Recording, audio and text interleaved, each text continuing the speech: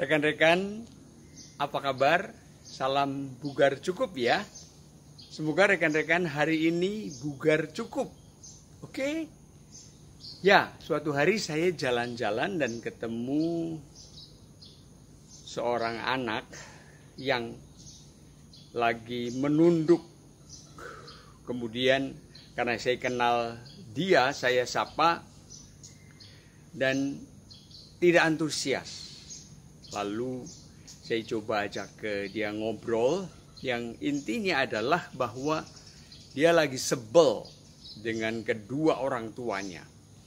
Setelah saya ajak ngobrol beberapa saat, intinya dia bercerita orang tuanya tukang bohong. Dan itu yang dimaksudkan adalah jarang atau seringkali melakukan prestasi atau tidak sesuai pada janji. Janji orang tua tidak ditepati. Sederhananya seperti itu rekan-rekan. Mungkin kita sebagai orang-orang dewasa menganggap cuman gitu aja kok. Sementara bagi anak, orang tua adalah sosok-sosok yang keren. 1-2 kali mungkin masih bisa dimaafkan. Tapi kalau sudah menjadi sering,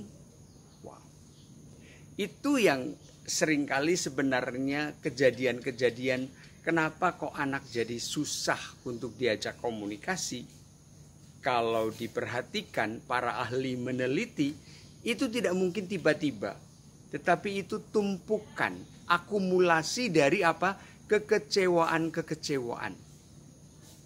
Kalau sampai seperti yang anak tadi saya temukan, di jalan saja mukanya murung dan menunduk, sementara biasanya ceria, itu pasti sesuatu terjadi cukup serius rekan-rekan pada dia. Nah, rekan-rekan, konten kali ini saya ingin mengajak agar memang ada ungkapan yang sudah menjadi lagu, memang lidah tak bertulang itu.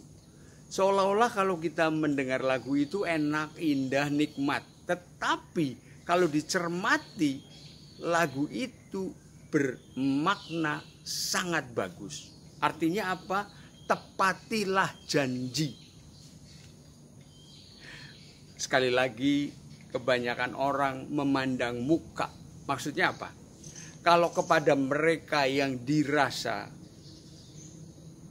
bisa mendatangkan keuntungan, direspek, ya, dan ada rasa takut, itu taat janji. Tapi kalau yang dijanjikan, dikesankan agak-agak, misalnya juga seperti anak-anak itu, padahal sama-sama semua manusia itu juga punya perasaan dan punya pikiran rekan-rekan. Oleh karenanya sebenarnya menepati janji itu tanpa rekan-rekan sadari, itu berkaitan dengan apa? Kejujuran dan integritas juga loh rekan-rekan. Kenapa begitu? Karena itu kaitannya dengan komitmen. Jadi kemana-mana rekan-rekan. Yang intinya sebenarnya kalau kita mau konsisten jujur dan konsisten berintegritas, itu tidak perlu lagi mengingat-ingat kapan saya harus jujur, kapan saya boleh tidak jujur. Nah, kalau masih ada dalam situasi-situasi seperti ini, dijamin pasti akan jatuh. Sama halnya seperti bernafas, kita sudah tidak berpikir. Baru kalau kita sedang ada persoalan, misalnya ada gangguan kesehatan, baru bernafas itu sesuatu yang baru dirasakan. Ternyata penting sekali ya. Tetapi kalau ketika orang sedang dalam keadaan bugar, bahkan bugar cukup, tidak terasa apa-apa. Nafas ya nafas. Ketika kejujuran, integritas menjadi laksana nafas, nikmati saja. Kehidupan semakin bugar cukup. Memang rekan-rekan, ini bagi kebanyakan orang masih dianggap gitu aja, ngapain sih serius-serius amat. Tapi pada gilirannya ketika tadi menengok anak yang saya kenal dan dia murung gara-gara orang tuanya sering tidak menepati janji, bayangkan ini masa depannya sudah punya catatan loh rekan-rekan. Dan untuk menyembuhkan bagaimana orang tuanya ternyata taat janji, wow, itu bukan perkara membalik tangan rekan-rekan. Semakin seseorang itu bertumbuh, semakin rasionya terbentuk, itu waduh, membutuhkan waktu yang lama. Oke, maka daripada menyesal di kemudian, ayo mulai hari ini. Untuk apa? Berusaha, berkomitmen dengan diri untuk tepati janji. Dan integritas serta kejujuran, jadikanlah itu laksana nafas. Itu sekurang-kurangnya kami sebagai praktisi soft skill berkomitmen. Maka saya tidak mengatakan bahwa saya motivator.